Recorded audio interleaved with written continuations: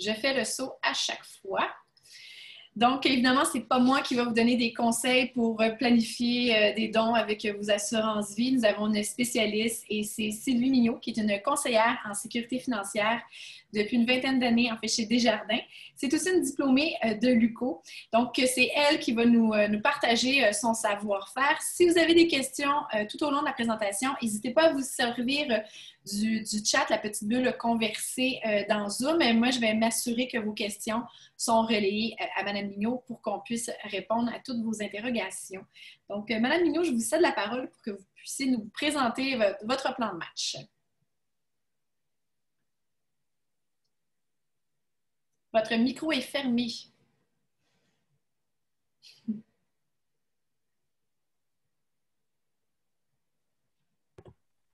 Bon. Ah, vous l'avez refermé. Touchez-y plus. Je touche plus. C'est bon? C'est bon, c'est parfait. Bon, OK, bon, ben parfait. Ben, bonjour tout le monde. Mon nom est Sylvie Mignot. Je suis bien fière d'être avec vous aujourd'hui pour vous entretenir sur les dons planifiés par l'entremise d'une assurance vie. Par contre, j'aimerais tout d'abord vous remercier pour votre présence, pour l'intérêt. Si vous avez des questions, bien, comme Mme Turcot l'a mentionné, gênez-vous pas. Je vais tenter du mieux de ma connaissance des réponses. Si toutefois, je n'ai pas la réponse sur le champ, bien, on le prendra en note et on vous reviendra par la suite. Donc, aujourd'hui, la présentation consiste à vous donner, dans le fond, de l'information au niveau des avantages fiscaux d'effectuer un don planifié par l'entremise d'une assurance vie. Par contre, de la façon que ça va se dérouler, bien, en fait, Mme Turcot m'a pas mal présenté, donc je vais laisser tomber ce bout-là. Par contre, je vais vous présenter brièvement qui est Desjardins Sécurité financière et quel est mon rôle au sein de l'organisation. Ensuite, on va entrer directement là, dans le cœur du sujet. Donc, je vais vous parler des avantages fiscaux d'effectuer un don planifié qui serait ici, dans le fond, auprès de l'Université du Québec en Outaouais, par l'entremise d'une protection d'assurance vie. Bon, ça va jusque-là. Alors, je vais avancer et ça n'avance pas. Ma présentation semble gelée. Voilà. Ça fonctionnait tantôt. Attendez un petit peu, je ne sais pas pourquoi. OK, je l'ai ici. Et voilà, les problèmes techniques. C'est pas toujours évident à distance. Vive la nouvelle technologie. Alors, pour débuter, qui est Desjardins Assurance brièvement? Donc, c'est une filiale du mouvement des caisses Desjardins. C'est le plus important groupe financier coopératif au Canada. Desjardins Sécurité financière ou Desjardins Assurance, parce qu'on a changé de nom à quelques reprises, gère et administre un actif de 70 milliards de dollars. Il est spécialisé en assurance vie, en assurance santé, épargne retraite, tant au niveau de l'individuel que du collectif. Et en fait, Desjardins Assurance assure plus de 6 millions de Canadiens. Donc, c'est quand même beaucoup de gens. Alors, je poursuis à titre de conseillère en sécurité financière. Bien, quel est mon rôle? Je vais vous expliquer ça brièvement. En fait, mon rôle, c'est vraiment de protéger, ça le dit, la sécurité financière de mes clients. Pour ce faire, de quelle façon je fais ça? Bien, je procède à une analyse complète de leurs besoins de protection et je leur propose des solutions, dans le fond, qui sont vraiment liées à la réalité de chacun. Chez Desjardins, en fait, on offre une différente gamme de protection. Dans le fond, on va couvrir le client contre toute éventualité. Donc, on a des protections en cas de décès, on a des protections en cas d'invalidité, aussi de maladies graves. Lorsqu'on parle de maladies graves, pour les gens qui sont peut-être moins familiers un petit peu avec ça, on couvre 26 maladies graves, dont les principales sont le cancer, les crises cardiaques et les ACV. Donc, on a des protections maladies graves où on verse un montant forfaitaire en cas de maladie. On offre aussi des protections en cas de perte d'autonomie. Et on couvre aussi les soins de santé. Et lorsqu'on parle de soins de santé, c'est les soins de santé qu'on retrouve souvent dans les contrats d'assurance collective, dont on couvre les médicaments, la protection, le remboursement, pardon, des médicaments, les soins dentaires et tout ça. C'est une protection qui existe à l'individuel si la personne, exemple, n'a pas cette protection-là au niveau du travail. Donc, nous, on peut l'offrir du côté de l'individuel. Alors, je poursuis et j'arrive dans le vif du sujet. Alors, je vais procéder par certains exemples. Je pense que ça va être plus facile, surtout vu que c'est à distance, pour que tout le monde puisse bien comprendre. Puis, gênez-vous pas. Si ce n'est pas clair de votre côté, levez la main, puis je tenterai de vous donner là, davantage d'explications. Ici, on prend un exemple d'un don. Disons qu'on donne un don de 100 000 à l'Université du Québec en Outaouais. Ici, c'est l'exemple d'un don de notre vivant. Je décide demain, moi, que je veux donner un don de 100 000 à la Fondation de l'Université du Québec en Outaouais. Alors, c'est un calcul. Il peut y avoir là, quelques petites différences au niveau des pourcentages, mais ici, on a pris en considération que c'est une personne, disons, qui gagnait 100 000 et son taux d'imposition était de 48,22. Donc, si on regarde de quelle façon ça se comporte, pour vous donner l'exemple, les premiers 200 le taux de crédit, dans le fond, est de 32,53 %, ce qui veut dire que les premiers 200 la personne qui fait un don recevrait un reçu de l'organisme, qui est une LUCO, un reçu de 65 $. Pour la différence, dans le fond, c'est calculé en fonction du taux d'imposition de la personne. Donc, la personne qui ferait son don recevrait un crédit total d'impôt de 48 188. Donc, ce que je voulais mentionner, ce qui est important de savoir, c'est que c'est bon de recevoir, oui, le crédit total. Par contre, souvent, on n'a pas les revenus assez élevés pour appliquer un crédit d'impôt aussi élevé en première année. Donc, lorsqu'on donne un don, on fait un don de notre vivant, on peut échelonner, dans le fond, ce crédit d'impôt-là sur une période de 5 ans. Dans le fond, c'est ce que je voulais vous démontrer là, avec cette tuile-là ici. Donc, on peut échelonner là, le crédit sur 5 années. Alors, je poursuis. On n'a pas de questions ici. Ça va toujours?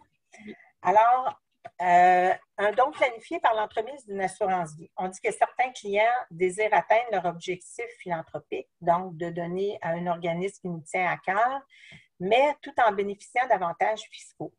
Donc, ici, en fait, j'ai fait un petit peu de recherche pour savoir la philanthropie. Ça vient d'un mot grec. Ça vient du mot ami et du mot genre humain. Fait qu'on dit que, dans le fond, la philanthropie, ça veut dire c'est une personne qui a pour but d'améliorer la vie de ses semblables. Bon, je trouvais intéressant de vous donner une petite définition là, en cours de route. Donc, allons-y dans le cœur du sujet. Donc, si une personne désire faire un don à un organisme qui lui tient à cœur, mais qui désire toujours bénéficier d'avantages fiscaux. Donc, il y a deux possibilités qui s'offrent à vous. Donc, vous avez la possibilité d'avoir un crédit d'impôt, soit de votre vivant, ou avoir un crédit d'impôt à votre décès. Donc, ce serait la succession qui en bénéficierait. Pour comprendre le tout, je vais vous démontrer par des exemples ce qui est possible. Là, vous allez voir les chiffres. Vont vous parler. Vous allez voir les différences là, selon différents scénarios.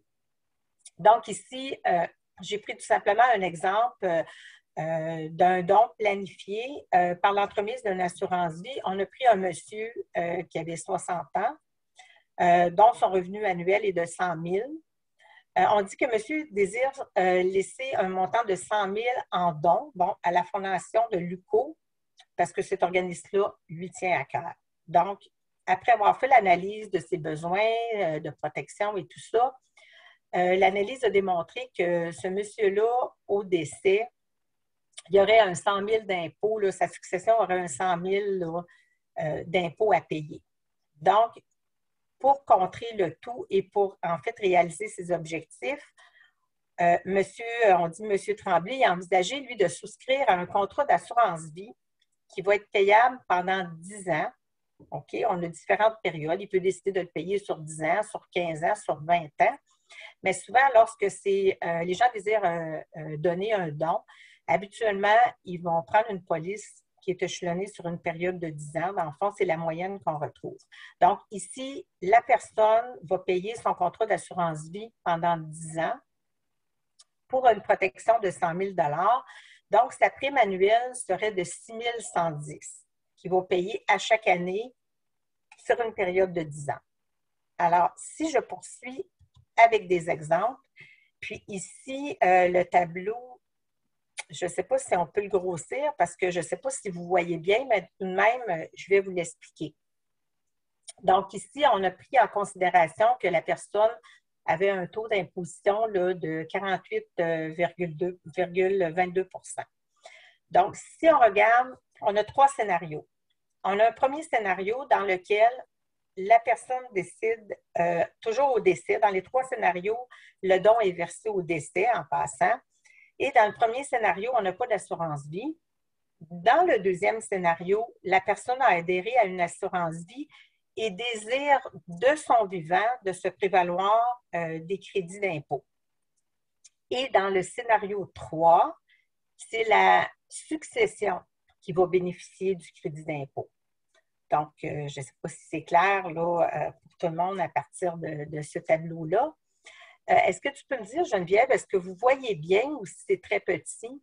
C'est quand même petit, mais avec les explications, moi, je suis capable de suivre. S'il y a des gens qui ont des questions plus précises, n'hésitez pas, là, je vous arrêterai. Okay. C'est ça, parce que le tableau, effectivement, le tableau n'est pas très grand. Alors, si je pars du scénario 1, on dit que, dans le fond, la personne a un revenu imposable de 100 000. On a pris cet exemple-là là, dans les 3 scénarios. Donc, il n'y a pas, dans ce cas-ci, de prime payée pour une assurance vie. La personne, tout simplement, décide à son décès de donner un don, de faire un don, justement, de charité de 100 000 $. À ce moment-là, la succession aurait un crédit d'impôt de 48 000 $.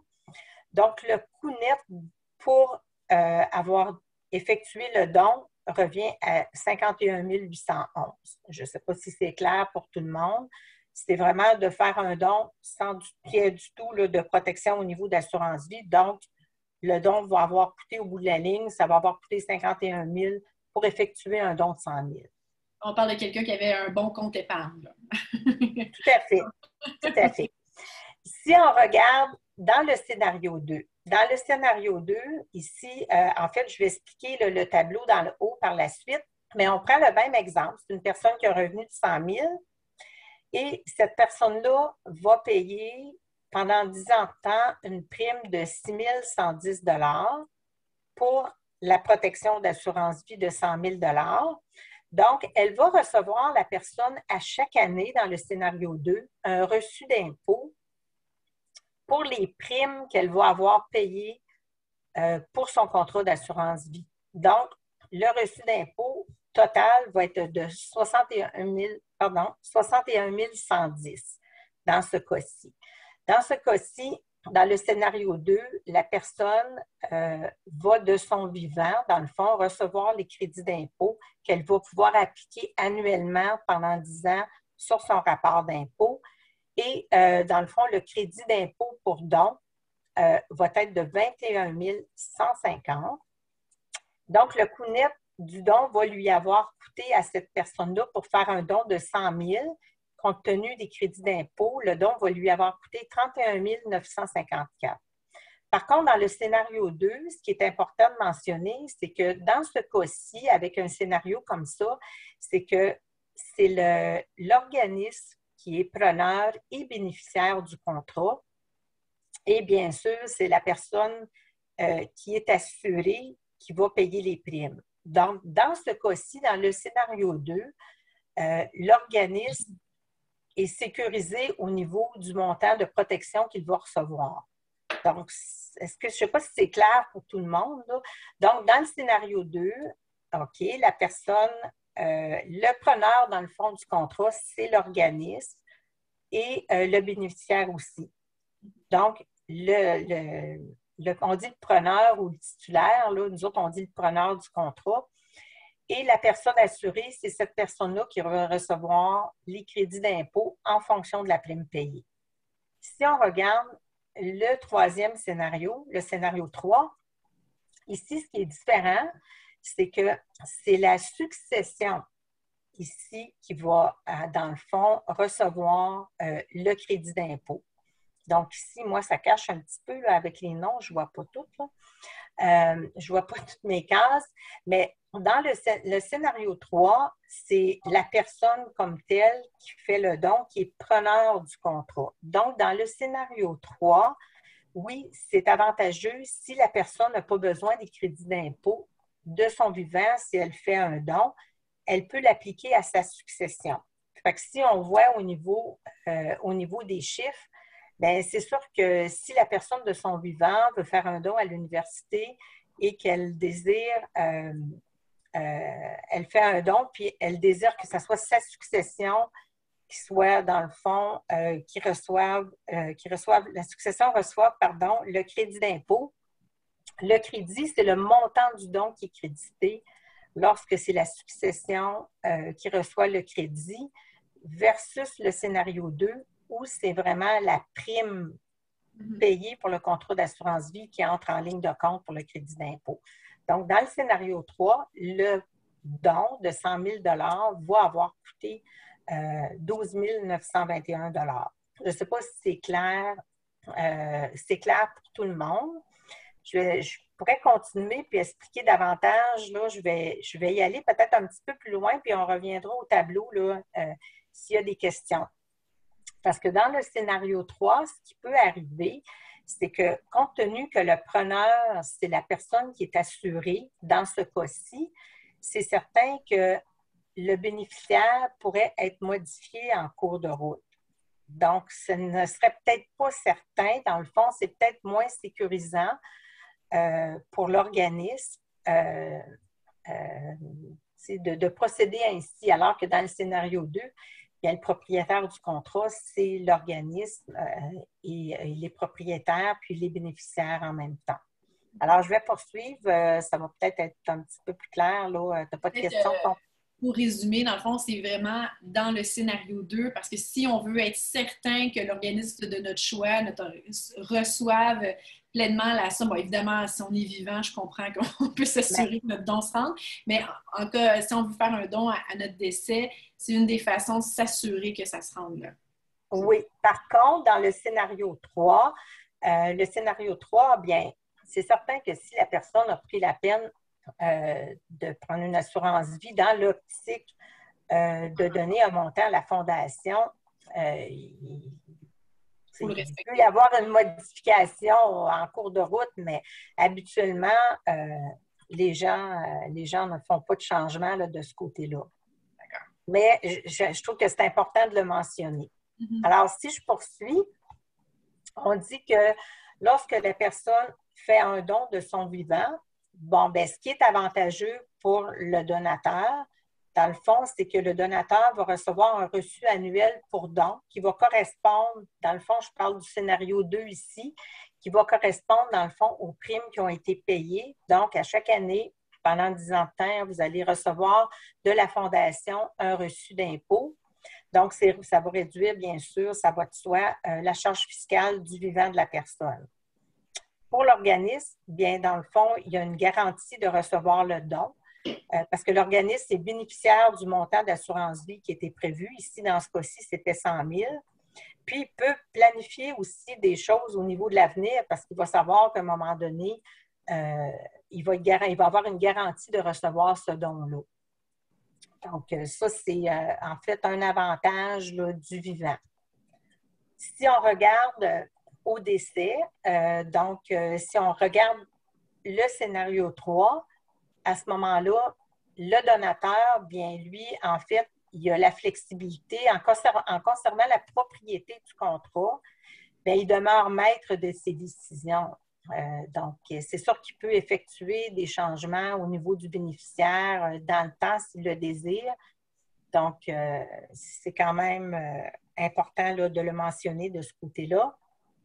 Donc, les avantages dans ce cas-ci au décès pour le client ou la succession, bien, on dit réception d'un reçu fiscal qui correspond au montant d'assurance versé à l'organisme, qui était 100 000 dans ce cas-ci.